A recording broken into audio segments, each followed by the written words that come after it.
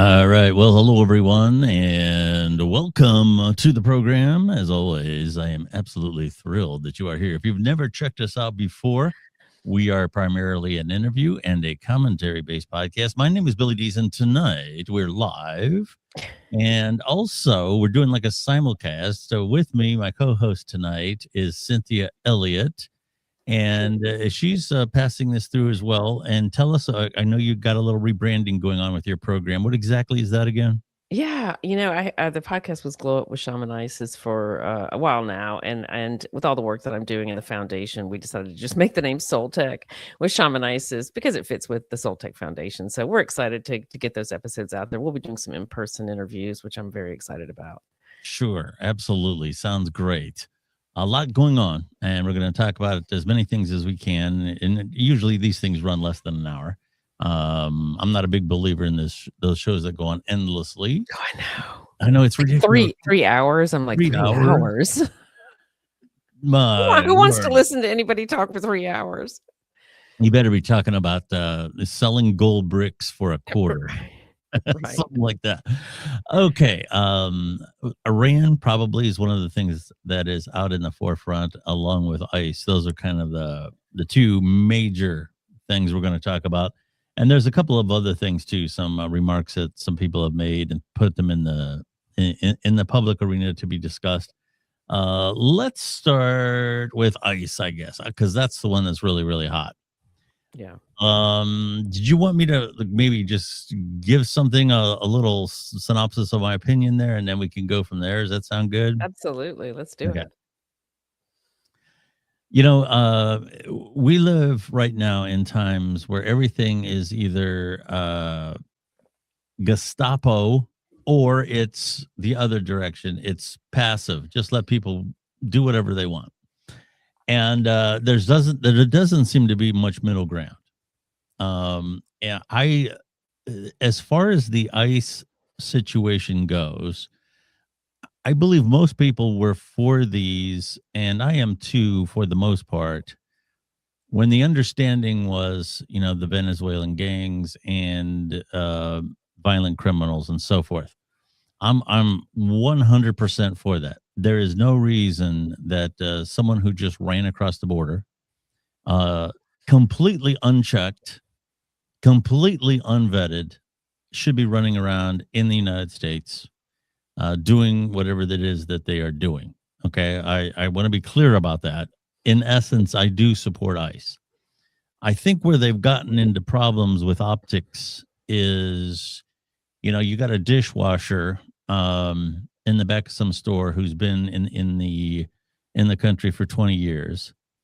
And they got him on a dolly in a straitjacket with a mask over his face, like he's Hannibal Lecter being wheeled out of the place. I think that is where they've gotten into trouble. Now, specifically with this shooting, I've been very consistent over the years, getting into what happened with that young lady and Renee Good. Here's the thing. We've all seen the video, and it's amazing to me how people can watch the same video and see two different things. If you take that, maybe some of the fatalities that happened during the social justice riots a few years ago, and that's what they were riots. Even what happened at the Capitol building with the fatality there. I'm very consistent on this. I would say in a lot of those cases, maybe the law enforcement people were a little trigger happy. Now, at the same time, when you go somewhere, and here again, I'm consistent on this. I don't care what the cause is. When you're breaking windows, when you're jumping up and down on cars, when you're entering buildings, when you're forcing your way into buildings, when you're impeding law enforcement, when you're, creating a blockage with your car, you're doing all of these kind of things. You can mitigate out what the law enforcement should have that done. Was it too extreme? Was it, whatever. You can go through all that, but the bottom line is this. In this country, we're all for going somewhere and raising hell. But when the devil finds us first, then it wasn't fair. When you go somewhere looking for trouble, you can't complain when you find it. And we in this country have this notion that we can go do whatever we want. We can spit in the face of police officers. We can lay down in front of ambulances and police cars who are trying to get through. We can do all this kind of stuff. But if we happen to get hurt, well, that's unfair. That's extreme. So I don't. Me personally, this shooting person, this person, it obviously it's a tragedy, and no, I'm not one of these nut cases that's out of it, and certainly not celebrating it, but making light of it. Anytime human life, and this goes for J6 too, anytime human life is taken, it's a tragedy. It shouldn't have happened. It's horrible. All right. But I don't call any of these victims, quote unquote, innocent. Who I do call innocent is the young woman who is sitting on the train, looking at her phone, minding her own business, and got her throat cut. That is an innocent victim. There was another one who was burned alive on the train, and people stood by and watched. And a lot of that I understand. And I know terrible, but people are reluctant to get involved because if you mitigate a terrorist attack, you might get arrested, especially in New York, with as upside down as everything is. There was another jogger here again, strangled to death.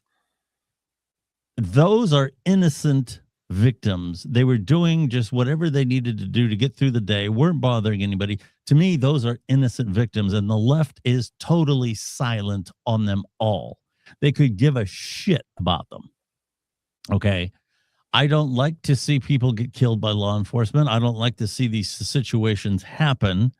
But to say these are just hapless victims being gunned down by the Gestapo is also very incorrect. So that's my take on that, Cynthia. You go right ahead. Yeah, great share, Billy. I totally agree with you. So the biggest problem with all of this is that the Democratic Party, the left-leaning liberal, their entire self-esteem, personality, purpose has become tied to the beliefs that they have, that they've been able to revel in for years and shove down everybody's throats for years and years. And they got really used to being in power because they were in power for many of the last 20 years. And when you combine that with the Trump derangement syndrome and also the influence of some pretty sick parties that have been using how easy they are to gaslight and manipulate to get them to fight for things that they want. Like if you notice that they're dead silent on Iran, they're dead silent on all of these horrific murders and things like that. So the frustration here is that they like to cherry pick very specific scenarios that they get behind and then ignore everything else. And so they want to position things in a way that makes them fuels their useful, the feeling of being useful again. Hopefully this is making sense. And so they're just scanning everything and they're finding the thing that fits. It's like they just keep going through all the puzzle pieces. Oh, that fits what I'm used to talking about. It's what I'm used to saying. What's the victimhood, the victim profile that really works for us and makes me feel good about myself. And then they use it to gaslight it. Everybody. They've gotten to the place I've actually asked myself, and I've done this on social media, where I'm like, what kind of mental illness is actually going on? Because the derangement, not even just about Trump, just about all situations that are happening is so extreme that it's absolutely breathtaking. They want to they made fun of Charlie Kirk pretty horrific,ly. They made fun of little girls that died in a summer camp because they assumed who their parents were voting for. Like they made fun of. So they want to cherry pick the victim and they want to ignore some realities. They're all for law and order when it works for them, and then they're totally against it and want to riot and break things when it doesn't work for them. And it's gotten so out of control that it's become a poison in this country. They have evolved into what I believe is a domestic terrorism organization because they've become so extreme they can't even think straight or see straight. The reality is, look, I lived in San Diego back in the 90s, and I knew tons of people who would come over the border. They would work in this country and then they would go back. Some of them would stay here. And I understand why we want to hug and protect those people. The problem is they stood by silently while millions of people were allowed into this country, many of them criminals with horrible criminal records on the run from their own government. Yes. These were people who were running away from horrific, some of them, sure, some of them were running away from horrific situations, but they brought that garbage with them. They did no vetting, no investigation. These people were just allowed to pour over. And the problem with all of that, no matter what you like, it's not even about immigration. Like everyone should be here going through the process the way that it works. And, you know, I tell this story all the time because it really took my breath away. I was at dinner a few months, like last year in Brooklyn with a friend of mine. And she said, I just really believe that we should have open borders and allow everybody to come in. And I was like, that is so sweet. It's so sweet. So what happens if one of them rapes your child? What are you going to do? What do you tell the parent of one of these? You know, I looked up the statistics of how many young children have been raped and murdered in just since 2024. And it was astonishing how many people in this country have been hurt, harmed, raped, murdered by illegal immigrants. And the problem when this is said to her is like, you can't trace them. What is so hard? What is so hard to understand about the fact that we cannot have people in this country that we cannot track or trace? Because when they commit horrific crimes, or if they commit horrific crimes, or if we need to ask them questions as a witness to something, whatever it is, like the rest of American citizens do, we need to be able to track them. And the fact that they just can't have that conversation, and I'll just finish up with this. Sure. It goes back to reminding me of a narcissist. This entire situation with left-leaning liberals reminds me of a relationship with a narcissist where they evade every question, they evade common sense, they evade critical thinking, and they just keep cherry picking things and keep trying to gaslight you and change the direction of the camera to make sure that they keep the anxiety and fear up within their own people, and they're trying to pull people from, you know, the middle and maybe even the right over to their side of thinking, but it's lunacy. Yeah. And so, you know, this whole thing with ICE is like the Democratic Party allowed millions of untraceable people into this country. End of story. We have to get them out and have them go through the process. If you're supposed to be here in America, don't worry. You can try to come back in and go through the process like all the other people who've immigrated for hundreds of years. So yeah, those are my thoughts. You know, Obama had a pretty aggressive deportation policy, and a lot of people have asked why wasn't there, you know, the trouble and the violence then, and it was because the media and everybody else, all the left-wing wackos, were not in the streets interfering. That's the thing now. It has become cool to interfere with what federal people are doing when it comes to their assignments. And I think it's all part of this, you know, the Nick Shirley thing was a good example too. Now, what he uncovered was absolutely, he did a great thing. Okay. But the bigger picture is, and what I want to point out in all this, is this idea of social media journalists who are going places with a phone in their hand and very boldly stand where a riot is happening, very boldly stand where an arrest is happening. Sooner or later, these individuals, one of them is going to get themselves killed. Now, and then whose fault is that going to be? Well, it's not going to be theirs. Okay. And I really think that, you know, I like the idea of citizen journalism. You know, if you're investigating fraud and you're going through tax records and all this, that's great stuff. Okay. When you are stepping in the middle of a shootout and you're videotaping, at that point, I don't know if these people feel because they have a camera and they're shooting that they're immune. Yeah, I think they think it's like some kind of shield, and it's like you're interfering. Which was never okay. And I promise you, if Republicans had been doing any of these things, at anything related to Biden or any of their favorite, you know, toys like Obama, who did ship out millions of people and put them in cages and did all the same things that are happening right now, but it's all about who gave the order. That's all it is. The only difference between 10 years ago and now is who gave the order to do the same exact thing. Yeah. And I got to tell you, the Republicans in the last few years, certainly they've been wanting stronger borders. But if you go back 20 and 30 and 40 years, let's say from the Reagan administration forward, both parties have played games, have played political politics with the border. A lot of them came across when Bush was president. So this is, I don't understand how border security is a political partisan issue. Yeah. You know, Kennedy of Louisiana, senator out there, I've quoted him before. I think this is so good. He said that when you lock your doors at night, it's not because you hate everybody that's outside. It's because you don't want anybody coming into your home that you don't know.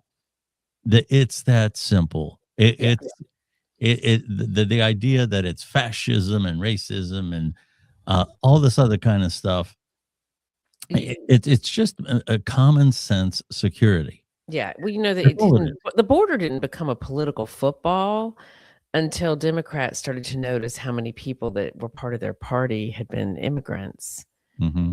And then all of a sudden they were like, oh, you know, these people that we let in over the border seem to be for us. I think that's what ultimately eventually led to them like going, let's let the border, just drop the border and just let millions of them in. We can turn them into voters. That's what turned it into a political football. Yeah. And that's where this no voter ID, that's oppressive to ask for an ID before you vote, which is ridiculous. I had to show my ID to vote in New York. Like what? The idea that you can't access hardly anything, in terms of governmental services. You can't. I don't even know that you can get a post office box without showing an ID. No, I'm pretty sure you can't. Yeah. To go to the hospital, go whatever. I don't care what it is. You're going to have to show an ID, and the idea that all of a sudden, you're going to show an ID before you vote, and this is how somehow oppressive, is just absolutely ridiculous. It really is, and I don't know. I find it hard to believe that Democrats sell this stuff as effectively as they do. Are there really that many people out there? And here again, crazy ideas are not exclusive to Democrats. Okay. Oh, I know. I think that I actually, to be honest with you, I think this involves a lot of money. People have been, and I actually think I have a theory that the like Islamic extremists and people like that have been playing games with liberals to use them as a tool, because they've been put, like, if you notice, the liberals are really, they're dead silent on Iran, even though thousands of people, a lot of them young people, are being murdered in cold blood in the streets of Iran. And they haven't said, I've not heard one of them say anything. And the fact that none of the Democrats talk about the billions of dollars. They said they found $700 million in suitcases in an airport in Minnesota, and you hear nothing. So they don't care about the American people being robbed. They don't care about children being raped and murdered. They don't care about women feeling fear in the streets that they didn't used to feel before. They don't care that our major cities in the country are absolutely have disintegrated under the onslaught of people who don't care about this country, because they let millions of people in here who think they're going to change the country to that same place they just supposedly ran from. So the whole thing is just a hot mess, and I'm all for getting them all out. Yeah. And that may sound cold, but they're here illegally. Like, I break a law, I have to pay for it. Why is that? Why do they have some kind of immunity? Yeah. Because liberals are being encouraged to go extremes with this, because other people want to. I mean, like, other people, parties like the George Soroses of the world, they've been trying to create chaos in this country for decades. Yeah. To kind of shift gears, and this does tie in, because, people, I've heard the left say, why should we criticize Iran when our ICE agents are out there shooting American citizens just like they are? It's absolutely ridiculous. Calling it a false equivalency doesn't even begin to describe it. But there are people out there, college students, dumbasses, that are just eating this up. And from what I understand, it's hard to gauge exactly how bad it is in Iran. But suffice it to say, there's probably thousands of people that have been either seriously injured or killed. And the body bags, the people that have escaped with the stories, all these other kind of things. If this was Israel doing this, There'd be riots in the streets right now. Oh, There would be on every college campus would be turned upside down. which is one of the reasons why it's my theory that Israel's arch enemies are behind a lot of what's going on with the left and the Democrats. I really I do believe. know. Yeah, I believe there's a lot of truth to that. If Israel was doing this extreme, yeah, it's craziness. Yeah. The question that a lot of people have about Iran is should or should not the United States get involved? Now, I don't think anybody is suggesting that we have a ground presence in Iran. I don't think anybody's suggesting that. But in the idea of strikes to weaken the regime while their backs are against the wall with their own citizenry, there's a lot of people that are for that, and I that's a powder keg. A lot could go one way or the other. A lot of people say Obama missed an opportunity. He was such a wimp on international. Like, it was so embarrassing when he would wussy out. Ugh, made me cringe. I believe in 2009, Iran had something similar going on. Mm-hmm. And a lot of people criticized him for not coming out publicly and supporting the people. Yeah. And possibly doing something. Okay, so now Trump is in the same position. Trump is being told by a lot of other countries in the region to stay out of it. And I think he's being influenced by that. I agree with you. I really hope we intervene. I really do. I don't want us to have ground troops, but if we could do like a Venezuela. Yeah. And just help. I mean, I remember when I was really, really, really young, the pictures and video coming out of Iran, women dressed how they wanted to. They had freedom. Yes. Now they look like they're wearing head to toe trash bags. They're not allowed to show. And he openly speaks about women as animals to be used like cow. Mm-hmm. Yeah, cattle. It's so insulting. It's like, well, but how are we okay with this? Like, we interfere in all sorts of crap. This one, yeah, I would be fine with. Let's go in and just take him out. I would probably be okay with it too. I think, and I'm due to interview, by the way, an Iranian activist next week, and if it goes as planned, she'll be on the show next week. I think that in this case, this is completely different. I was totally against the move in Iraq when we went in there. I was totally against that. And I supported the country once the decision was made. But I was very tepid on going in there. Bush's own father said taking the country militarily would be easy. Policing it would be another. That's why he didn't do it back in the early 90s.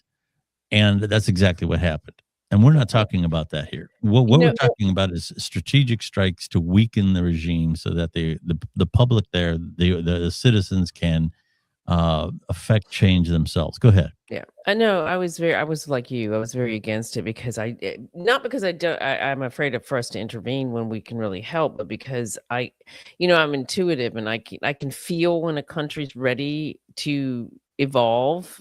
Mm-hmm. Their own choices and what they're willing to tolerate, what they're willing to do to make change happen. And I could feel that wasn't there. It just felt like a war machine thing that we were doing. I was like, what are we doing? It's never going to end. But I really feel the temperature of the Iranian people. Like they want to change. They are sick of it. Their money means nothing at this point. There's hunger, there's all sorts of issues there, like severe issues there. And if they don't do something, it's just going to keep getting worse because he's clearly an idiot and a megalomaniac. Mm-hmm. The idea that Iran in particular, there was a time, like you said, if you go back to the 1970s, it looked very much like Miami Beach. Mm-hmm. I mean, it was very westernized.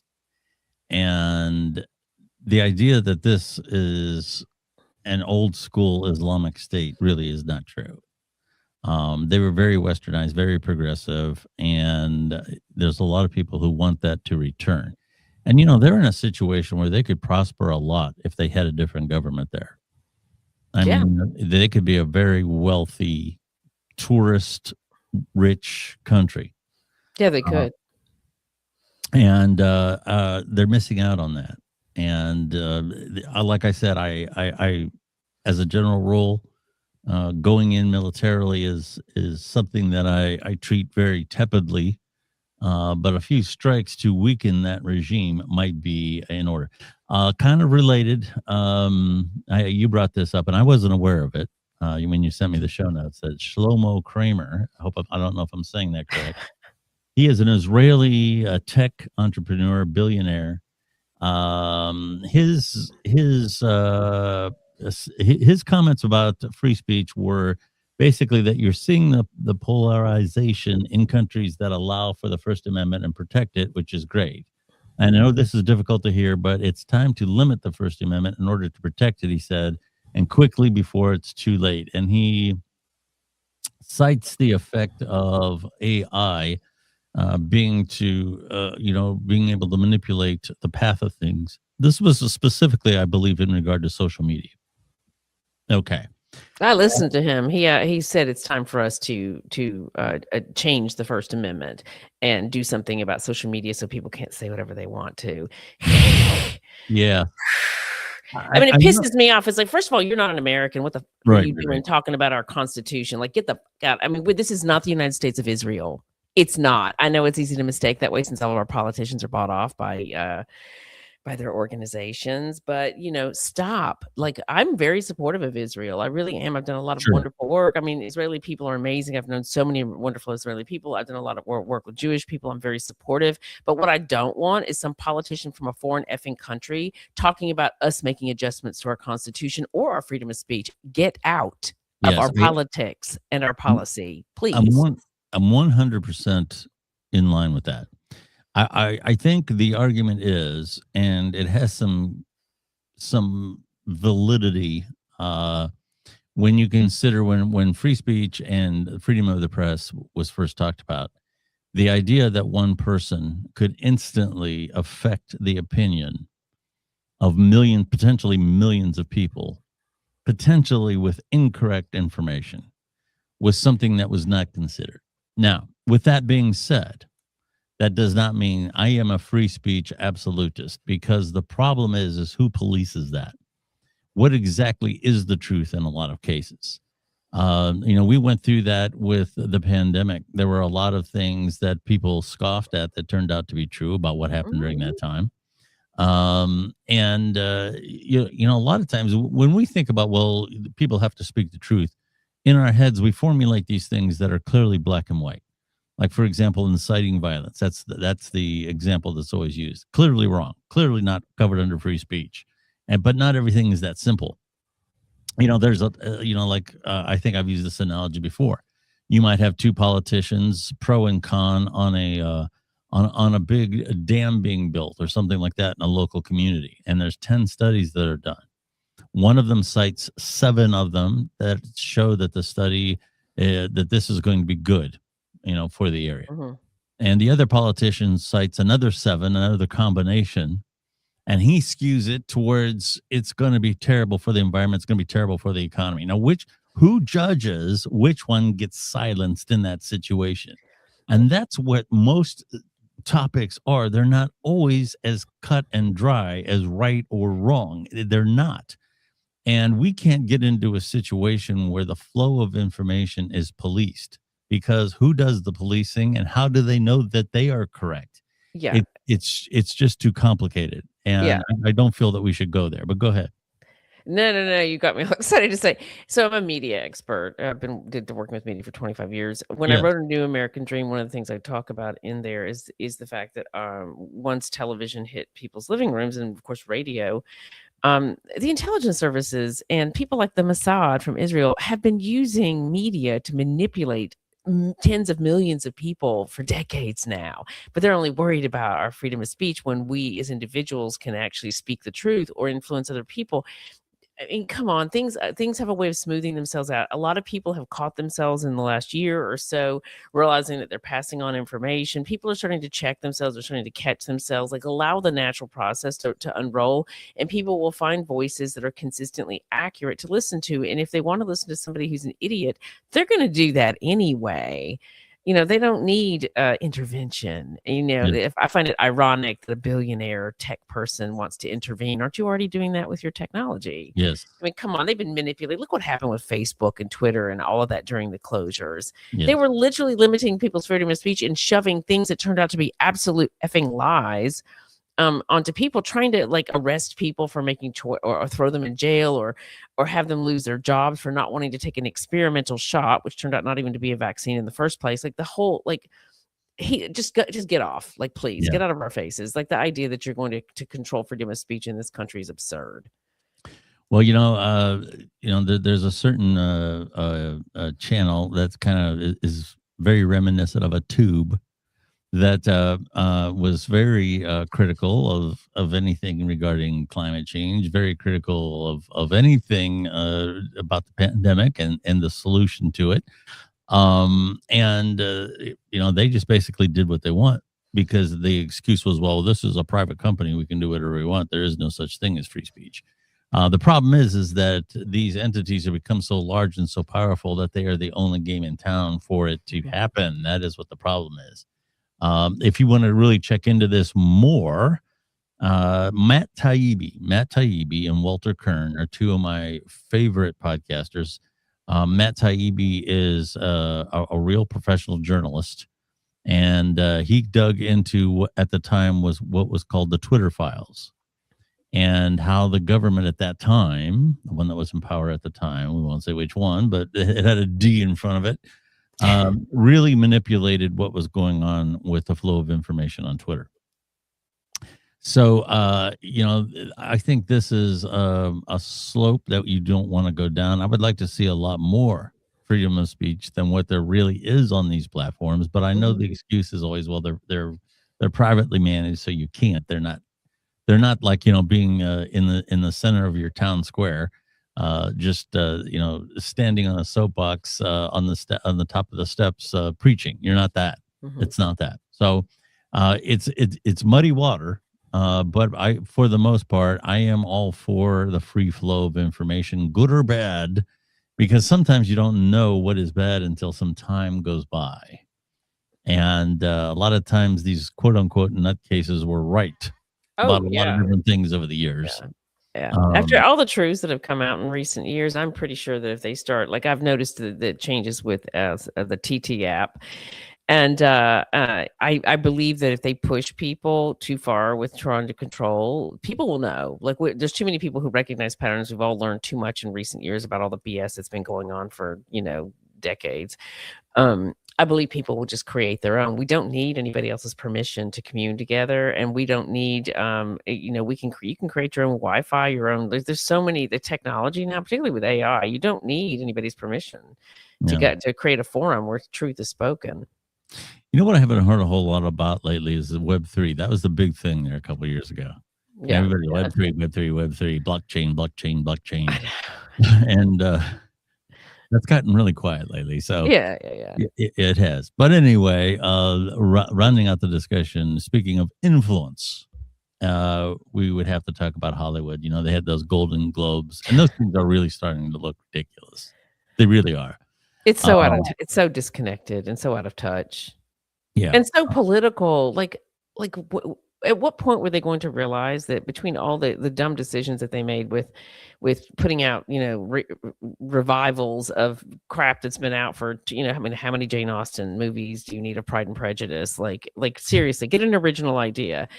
But I mean, between that and the constantly preaching to us and criticizing us and telling us how to behave from their platforms, and then with the award shows turning into that, it's like, shut up. Yeah. Shut up. We have real problems in this country. We're trying to fit. The average person's working 2 jobs. They don't really care what you have to say anymore. You literally ruined your opportunity by being obnoxious shit. Well, Hollywood is in a bit of trouble, and a lot of it they can thank themselves for. And these lunatic actors who, I really got to say that the talent in Hollywood is overstated. It is very overstated. There's not that many talented people there anymore. You have a bunch of Nepo babies, with mommy and daddy's money that are making these messagey movies that are not that well done. And the audience is getting tired of it. They're tired of getting preached to. I would have to say the real detriment to Hollywood is the preaching is certainly part of it, but it's not the only thing. We've known for a long time that some of the best actors out there was dumb as hell. Dumb as hell. Okay, that's not new. What is new is talking about TikTok and the idea that you can get some very talented people right in the palm of your hand instantly. Well, some of these dancers on TikTok, and I can't dance worth a damn, but never could, even when I was younger. Some of these people that put these dance routines together are much better than what you see on shows. Much better. They just weren't born into it. And then you have people that are just so talented musically in so many other ways, and you can get that entertainment now. And these people can actually make a good living without messing with Hollywood or any of that music industry bullshit at all. They can make a really good living on these apps. That's hurting Hollywood. I think they overinvested in streaming. If you look at some of the business of this, the amount of money that they put into streaming, let's say 5 years ago, that money has not come back.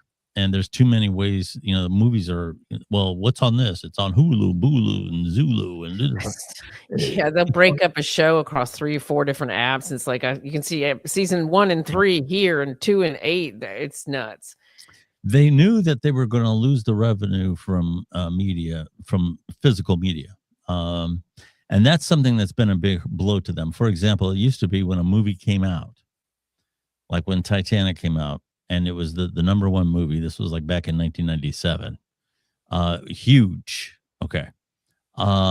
6 months later, a year later, the following holiday season, you had the VHS tape, you had the DVD, whatever. And this was like the second opening in a sense. And, everybody wanted to get a copy so they could, check, come back. You do that so well. They don't have that second opening anymore. And a lot of times the first opening is soft now because the box office has become so soft, and there is no second opening. It's on a streaming service weeks later, not months, weeks later, and they get pennies for what amounts to pennies in that business for streaming. And quite frankly, I think the CGI has become relied upon so much that it has changed the look of movies. I was on a number of different technical forums about how movies appear very dark now. Yeah, they do. They appear very dark. And the reason for this is to mask the CGI and other things that are going to come up. So you don't have a contrast in light and dark scenes. So everything is overcast now. It has a dark look. They're very shallow. There's not a whole lot of depth of field in shots anymore. And I could go on with this, and here again, if you want to research this, a lot of analysts are saying the way movies look now are changing. And Quentin Tarantino, he's kind of an odd character, but he's one of the last. He's one of the last true cinematic directors. He's one of the last. He's one of the last ones. Yeah. And he made the point that because we've moved away from film, and we've moved away from composing a shot as if it was photography, and everything gets mapped out in a certain way. If you like in Glorious Bastards, that first 30 minutes when that character, the German character, is talking to that guy about the Jews that are hiding under the floorboards, the suspense and the way that was shot was extraordinary. And here again, that's the cinematic point of view. And now that everything has gone digital, and here again, this changes the dynamics of the video portion of the movie. It changes it. They're also centering things in the middle, like the characters, consistently, because they want to be able to crop them for social media, and that's making everything sort of feel the same. And it translates into TV better. Now, back in the day, TV was 4:3. Now it's 16:9. So it translates better. But CinemaScope and all those others, those old guard movies that were really, really wide, Directors like James Cameron and all that, Spielberg once in a while still goes to that. So it fits a little better, but you're right. You still have to crop it. And Quentin Tarantino made the argument now that these are basically people are going into these theaters to watch TV. It's so true. It's so true. You're going in there and you're watching a digital projector. You're essentially watching, like you go to the store, you buy an Epson or something like that, one of those projectors, one of those video projectors for your living room. That's what a movie theater projector is now, except it's a high performance one. It's it's got tons of bright light coming out of it. It'll fill a great big screen, but it's still a video projector. And the movie that you're watching is essentially shot on video. So you're watching a television show. You're watching a really big television show.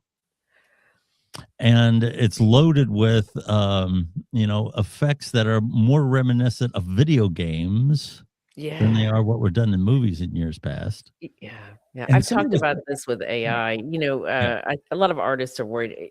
Involving AI in your art is going to be, it's going to be a big deal. But I get bored very quickly and find most AI art forgettable. And one of the main reasons for that is that everything is energy, and the amount of energy that is put into something gives. So when you look at a Quentin Tarantino shot, the energy and the thought and the creativity that's been put towards it, it just builds and builds and builds, and it adds all of this context and texture to something. And with AI art, it's generated near instantly, and there's such a level of almost over perfection to it that it's actually boring, and it's missing the humanness. Oh, absolutely, sure. And that's what I'm seeing with a lot of streaming. It's like, you're just missing the humanness. And do I really want to see somebody's child, nepo baby, sort of acting? No thanks. Yeah. You're exactly right. The art of movie making from the days of, let's say, John Ford or William Wyler, any of those types of individuals, those days are gone. Yeah, Billy Wilder is one of my favorites. Yes. And the quality of the acting, I should say, the star power of people. Like when we were growing up, people were stars.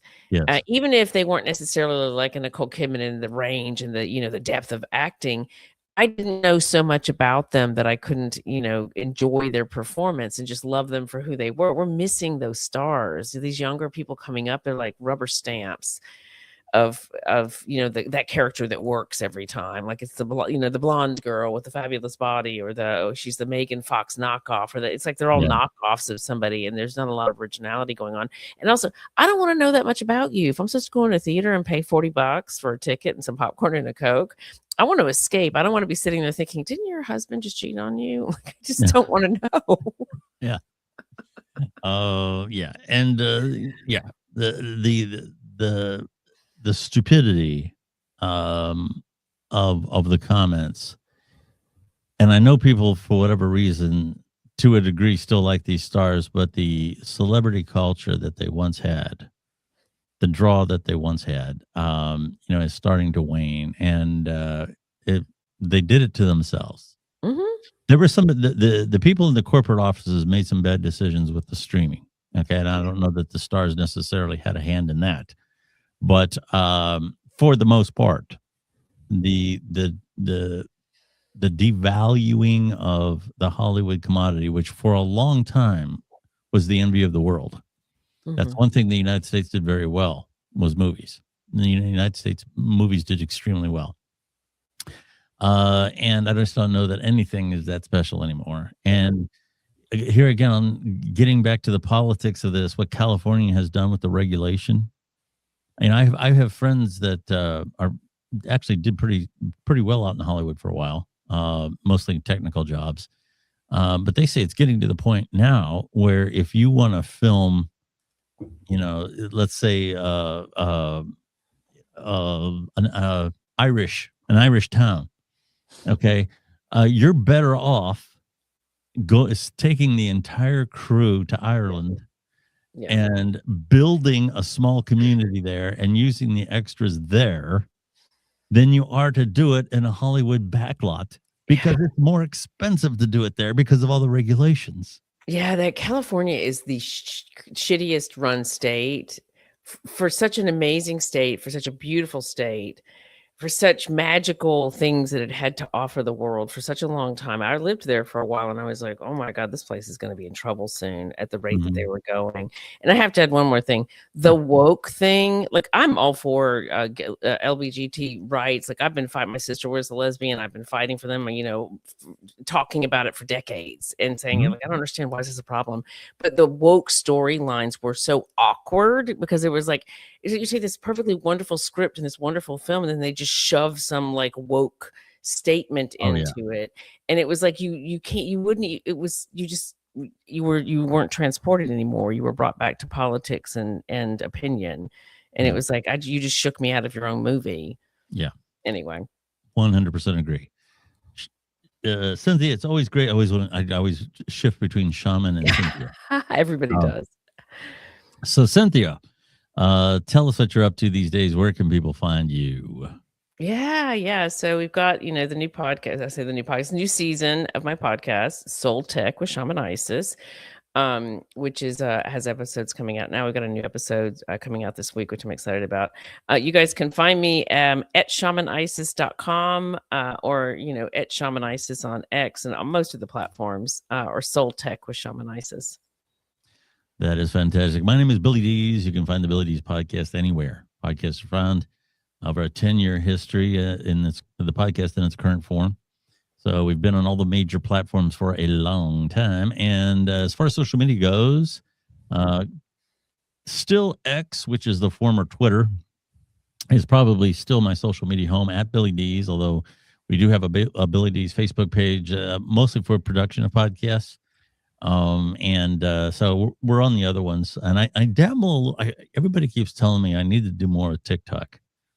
And I'm so busy during the week with working and doing all the things you have to do to keep the lights on, and then my own show, and then I manage a lot of my own show when it comes to guests, and that I just don't have time to sit down and dedicate a bunch of videos to TikTok. Although I am told I'm missing out by not doing so, but I do have a TikTok page.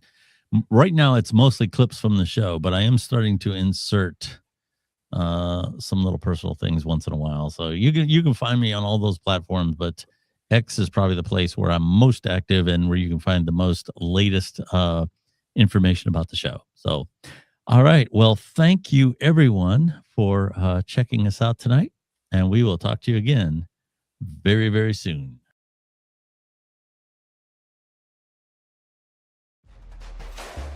Thank you for listening to the Billy Dees podcast.